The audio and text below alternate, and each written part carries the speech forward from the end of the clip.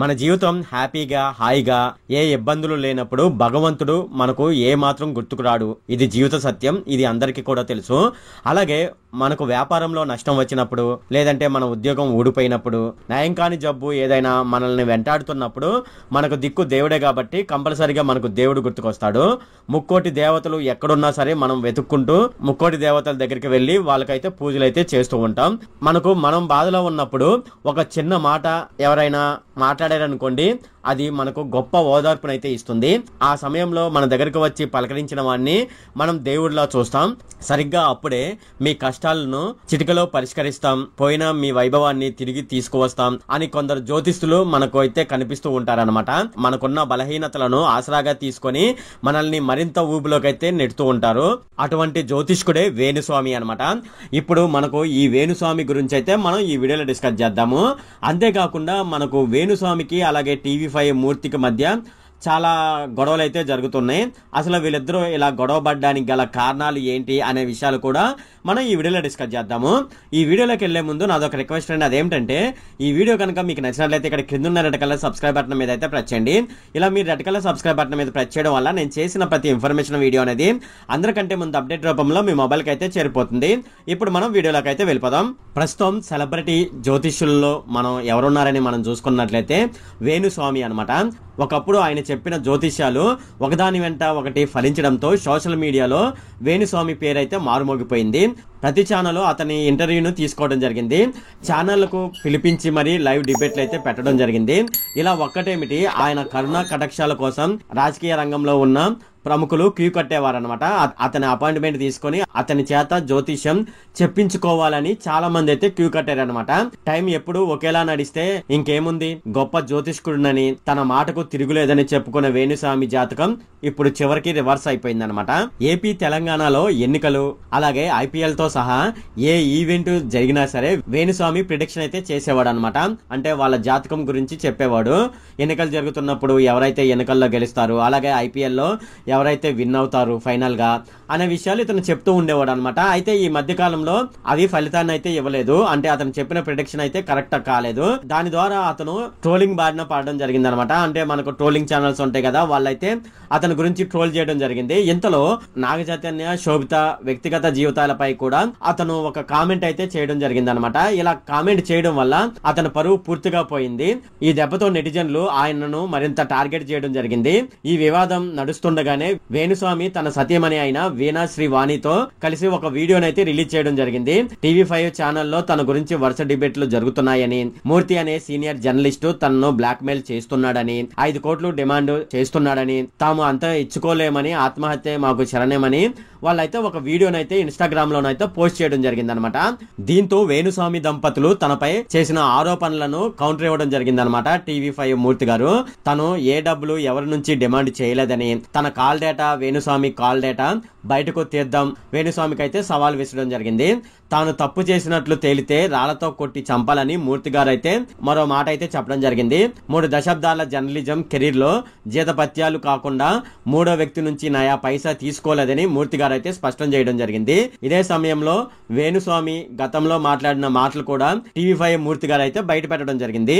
అయితే టీవీ5 మూర్తి గారు వేణుస్వామి గురించి కొన్ని విషయాలు అయితే చెప్పడం జరిగింది. వాటిలో యోని పూజ గురించి వేణుస్వామి చేసిన వ్యాఖ్యలు ఆయన తప్పుపట్టడం జరిగింది. ఓ వీడియోలో సంతాన భాగ్యం లేని జంటను కామాఖ్య వెళ్లి ఓ రాత్రి భార్యాభర్తలిద్దరూ కాపురం చేస్తే ఖచ్చితంగా అమ్మవారు కర్ణిస్తారని వేణుస్వామి చెప్పడం జరిగిందని, ఎక్కడో కామాఖ్య ఆలయంలో ఆచరించే పూజలను వేణుస్వామి దక్షిణ భారతదేశం తీసుకువచ్చారని మూర్తి గారు అయితే ఆగ్రహం వ్యక్తం చేయడం జరిగింది.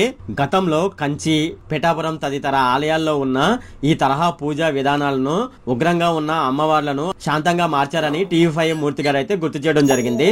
తన వద్దకు వచ్చిన హీరోయిన్లను, సామాన్యులను ఇలాంటి పూజల పేర్లు చెప్పి కోట్లాది రూపాయలు వసూలు చేస్తున్నారని ఆయన ఆరోపించడం జరిగింది. సెలబ్రిటీ జీవితాల గురించి జాతకాలు చెప్పి విమర్శల పాలైన వేణుస్వామి పైన మహిళా కమిషన్ లో కేసు నమోదు చేయడం జరిగింది. గతంలో నాగచైతన్య, సమంతలు విడిపోతారని జాతకం చెప్పి హాట్ టాపిక్ గా వేణుస్వామి అయితే నిలవడం జరిగింది. ఇటీవల నాగచైతన్యకు అలాగే శోభిత ధూళిపాలకు ఎంగేజ్మెంట్ అయినప్పుడు కూడా ఇతను జాతకం చెప్పడం జరిగింది అనమాట. వీళ్ళు కూడా విడిపోతారని, వీళ్ళ విడిపోవడానికి గల కారణం ఒక అమ్మాయి అవుతుందని, వీళ్ళ విడాకులు తీసుకుంటారని అతను జాతకం చెప్పడం జరిగింది. ఇలా సెలబ్రిటీల జీవితాల గురించి జాతకాలు చెప్తున్న వేణుస్వామిపై చర్యలు తీసుకోవాలని మహిళా కమిషన్ ని కొంతమంది సినిమా జర్నలిస్టులు అయితే ఆశ్రయించడం జరిగిందనమాట. ఈ విషయం పక్కన పెడితే గత కొన్నాళ్లుగా జర్నలిస్టు మూర్తి అలాగే వేణుస్వామి మధ్య ఒక వివాదం అయితే నడుస్తుంది.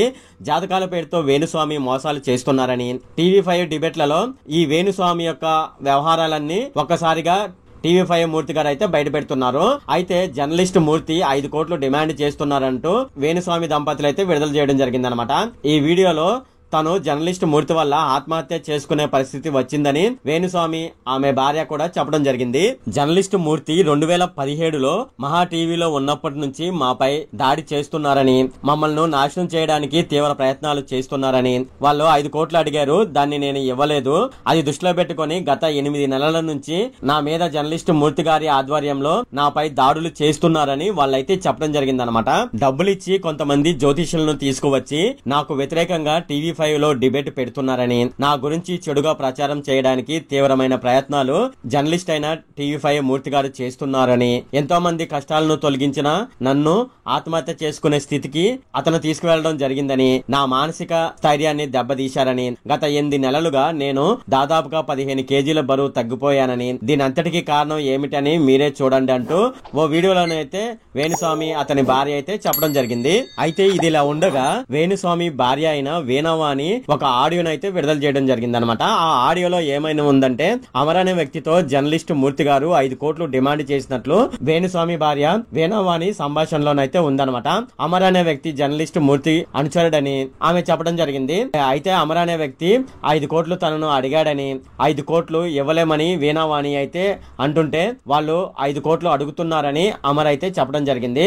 నువ్వు ఎంత ఇవ్వగలవో చెప్పు అని అమర్ అయితే వేణవాణిని ఆ ఆడియోలో అడగడం జరిగింది. అది కాదు అమర్, 5 కోట్లు అంటే చిన్న అమౌంట్ కాదు, వేణుస్వామి గారు కూడా నమ్మాలి కదా, అంత అమౌంట్ ఏ లెక్కలో అడిగారని ఆమె అమర్ని అడగడం జరిగింది. సో దాని గురించి అయితే అమర్ అయితే వివరణ ఇవ్వలేదు. వేణుస్వామిని 5 కోట్లు అడిగితే అతను నా మాట నమ్మడు. ఆ ఫిగర్ వినగానే నా మైండ్ అయితే బ్లాక్ అయిపోయిందని వేణవాణి చెప్పడం జరిగింది. ఆ ఆడియోని ఆమె విడుదల చేయడం జరిగింది అనమాట. అయితే ఈ మొత్తం కథ అంతా మనం చూసుకున్నట్లయితే టీవీ5 మూర్తి గారి గురించి మనకు చాలా మందికి అయితే తెలిసే ఉంటుంది అనమాట. సో అతను జెన్యున్ గా ఉంటాడని చాలా మందికి తెలుసు. అంతేకాకుండా అతను డిబేట్లు అయితే బాగా నిర్వహిస్తూ ఉంటాడు అనమాట. అలాగే మనం వేణుస్వామి చూసుకున్నట్లయితే ఇతను చెప్పే జాతకాలు అంతకు ముందు అనుకోని విధంగా అవి నెరవేరడం జరిగింది. ఇతను చెప్పిన జాతకాలు దానివల్ల అతను బాగా ఫేమస్ అయిపోవడం జరిగింది.